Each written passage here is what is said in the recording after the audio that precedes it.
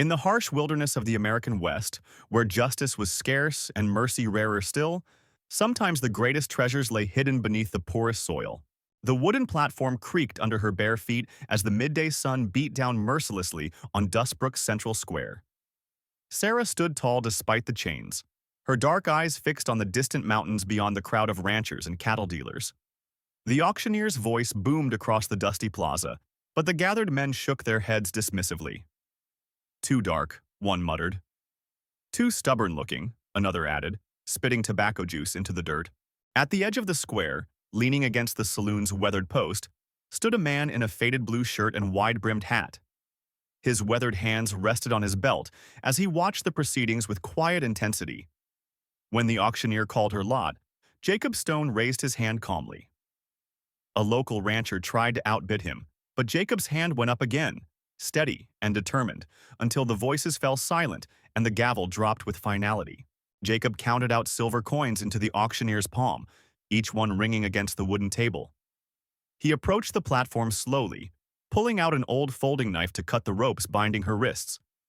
The leather fell away, leaving red marks on her dark skin. Without a word, he handed her a dusty traveling cloak and nodded toward two horses tied at the water trough. Sarah looked at him with suspicion and confusion, but followed as he led the way. They rode out of Dustbrook in silence, her mare keeping pace beside his stallion. Neither looked back as the small town disappeared behind the rolling hills dotted with sagebrush and mesquite. When evening came, Jacob stopped by a clear stream and built a fire, giving her space to think. That night, under a canopy of brilliant stars, Sarah lay awake for the first time in years without fear, gnawing at her heart, wondering what this strange man intended. The next day they reached a small ranch nestled between Red Canyon walls. The wooden house looked solid despite needing repair, with a split-rail fence surrounding a modest corral. Jacob dismounted and opened the front door, leaving it wide as he gestured for her to enter or stay outside as she chose.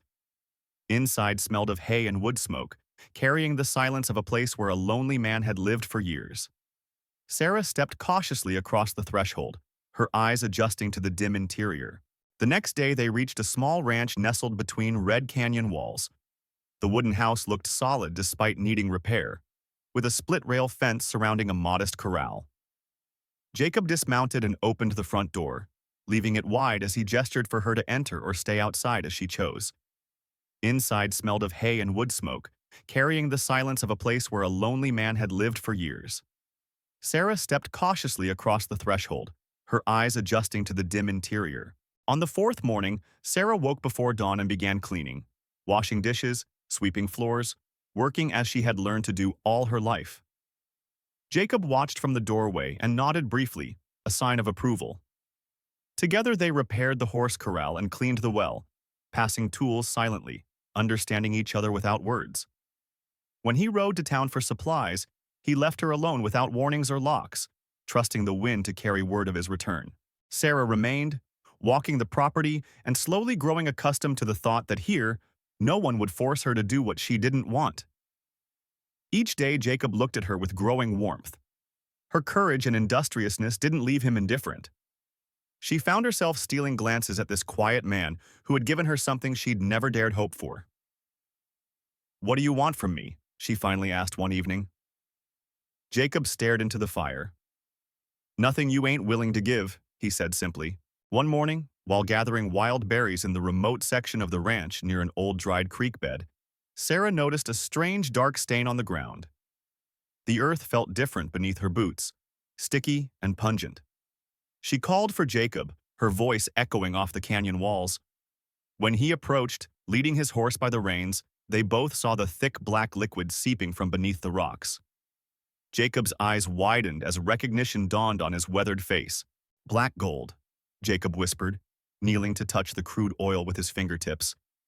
"I've heard tell of this stuff making men rich as kings." They stood in stunned silence, understanding they had found wealth in a place where no other soul would venture. This remote corner of the ranch was hidden from prying eyes by towering rocks and dense thickets of mesquite. Sarah felt her heart racing. Could this strange substance truly change their lives forever? Jacob removed his hat and ran his fingers through his graying hair. "Sarah, this here's gonna bring trouble. Men kill for less than what we just found. He looked at her seriously, his blue eyes grave. You found this treasure. By rights, it should be yours to decide what we do with it.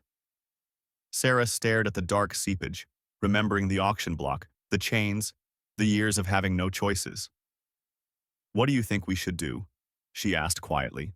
We file a claim, Jacob said firmly. Legal and proper, but we keep it secret till the papers are signed. He stood and dusted off his hands. This land's been in my family since before the war. Nobody can dispute my ownership. Sarah nodded, but unease settled in her stomach like a cold stone. She had learned that good fortune often came with a price, and something told her their troubles were just beginning in this harsh, unforgiving territory. Jacob rode to the county seat to file the oil drilling claim, leaving Sarah to guard their secret. The journey took 2 days through harsh desert terrain, past abandoned mines and sun-bleached bones of cattle. In the county office, he spread his land deeds on the clerk's desk with confident hands. But when he returned 3 days later, his face was grim as storm clouds. Local landowners were already challenging his boundaries, claiming the oil-rich area belonged to their properties. That evening, Jacob sat long by the fireplace, staring into the flames as if they held answers to their troubles. Sarah prepared supper in silence, sensing his troubled thoughts. Finally, he raised his head and looked at her directly. Sarah, he said, speaking her chosen name for the first time, you found this wealth. If we marry, you'll become rightful owner of this land with me. Nobody can take from you what's yours by law. She looked at him with surprise and growing understanding. This ain't about forcing you into anything, Jacob continued, his voice gentle but serious. This is about protection. A married woman has rights in this territory that… He paused, choosing his words carefully. That others might not respect otherwise. Sarah felt her heart pounding. Marriage had always meant ownership, control, submission. But this man was offering her something different. Partnership, equality, protection under the law. You mean it? She asked quietly. About it being protection, not ownership? Jacob stood and walked to the window, gazing out at the moonlit canyon. I've lived alone for 15 years, Sarah. I know the value of freedom. He turned back to her. But I also know this territory. Without legal protection, they'll find ways to take everything from us. The land, the oil, maybe even your freedom. Sarah's hands trembled as she considered his words. In the distance, coyotes howled at the moon, their voices carrying across the desert like warnings of dangers yet to come. They rode to the county judge at dawn, Sarah wearing her best calico dress and Jacob in his cleanest shirt. Judge Morrison, a graying man with wire spectacles, performed the brief ceremony in his dusty office. Do you, Jacob Stone, take this woman? The words echoed strangely in the small room. When they signed the marriage certificate, Sarah's hand shook slightly as she wrote her name. The first legal document she had ever signed as a free woman. News of their marriage spread through Dustbrook like wildfire across dry grass. In the saloon, men grumbled over their whiskey. Ain't right, muttered Tom Bradley, the largest rancher in the county. A former slave owning valuable land, maybe getting rich. His friends nodded grimly. She's forgetting her place, another added. And that Stone fellow's forgotten what's proper.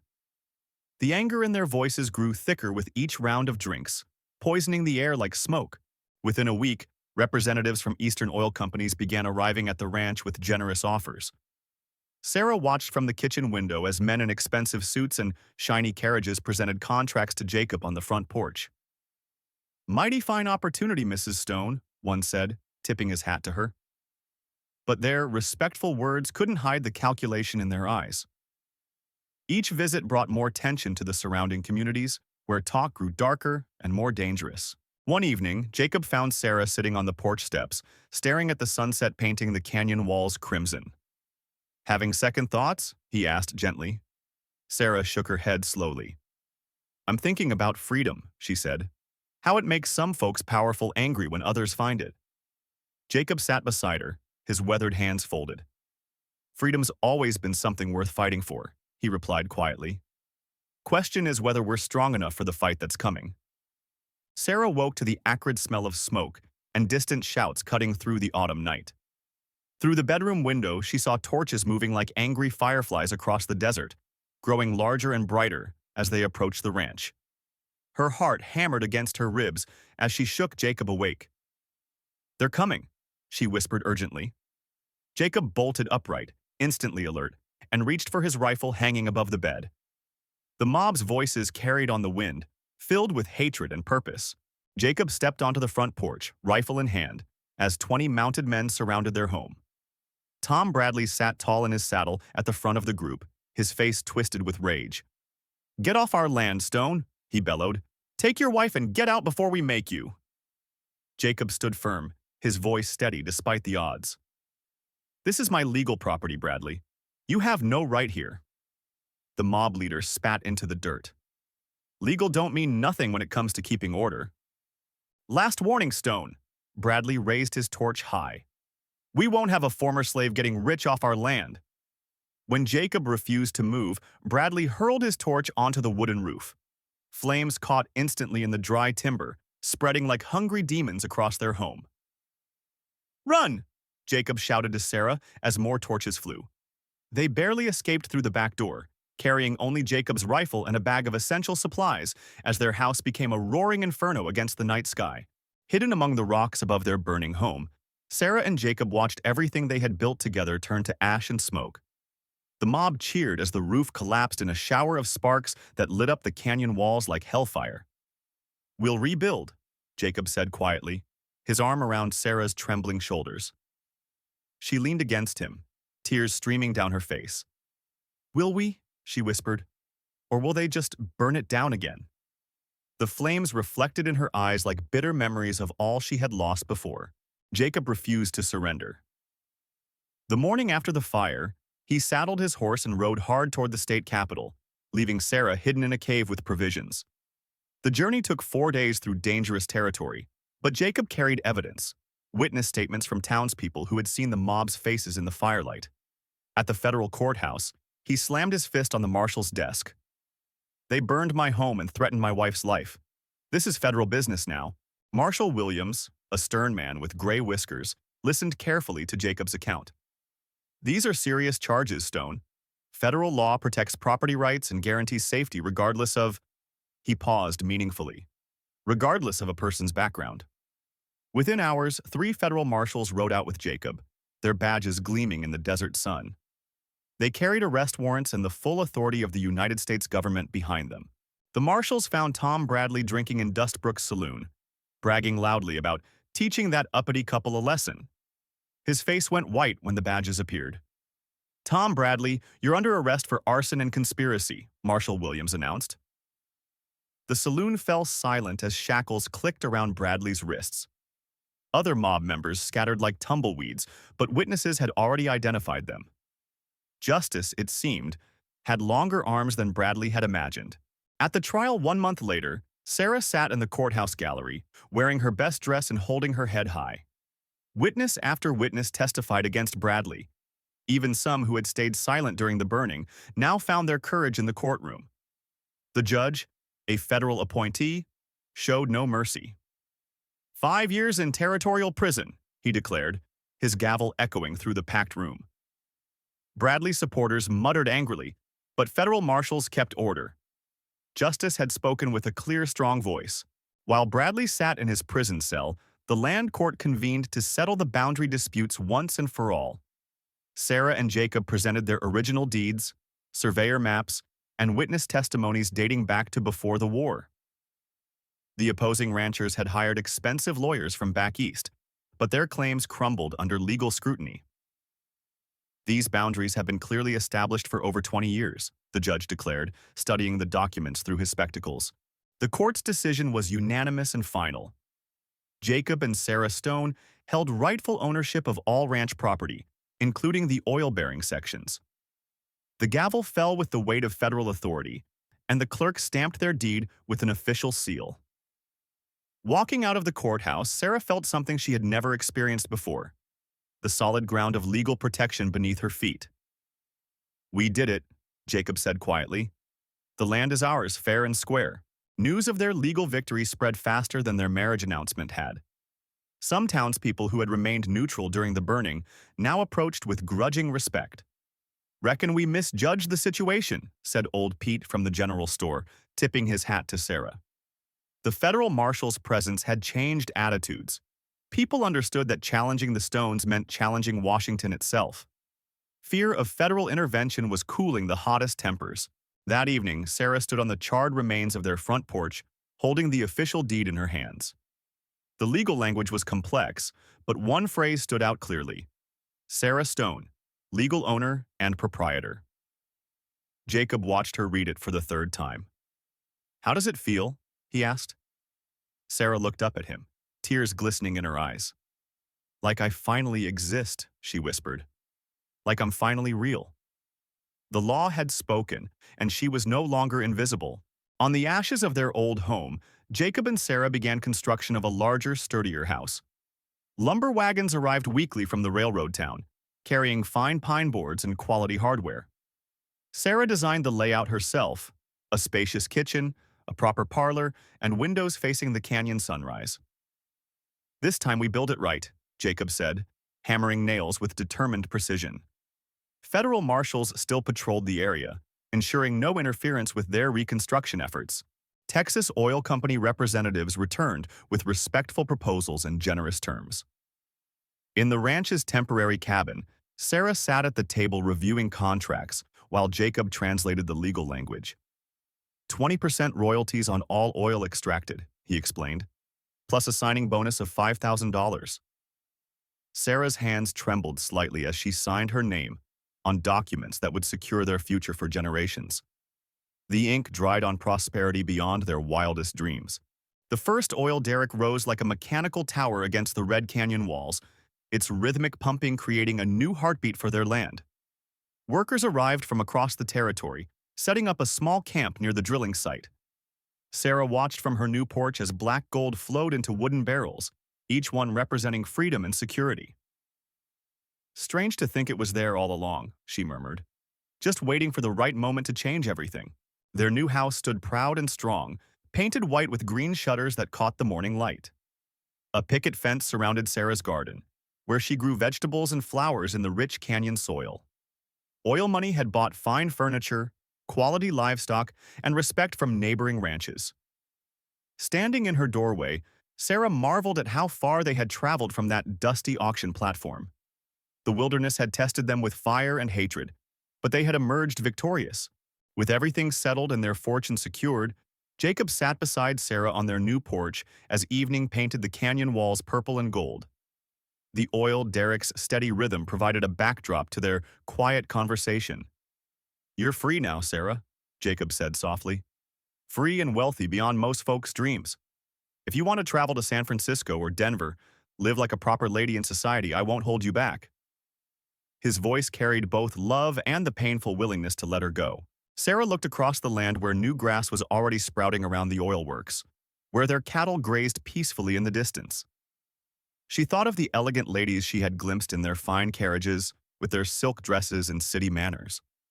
Then she looked at the man beside her, weathered, honest, and true, who had given her more than she had ever dared dream. "My freedom isn't in some distant city," she said quietly. "It's right here, on our land, beside you." "You sure about that?" Jacob asked, his blue eyes searching her face. "City life might suit you better than this harsh country." Sarah smiled and took his calloused hand in hers.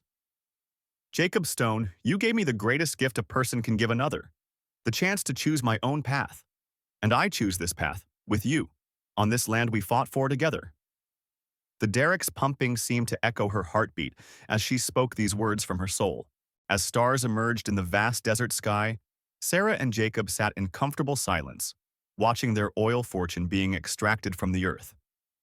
They had survived hatred, fire, and legal battles to reach this moment of peace. "Reckon we proved something important," Jacob mused. "That justice and love can triumph over the deepest prejudice." Sarah nodded, feeling complete for the first time in her life. Together, they had built more than wealth. They had built a future where freedom and dignity could flourish in the American West.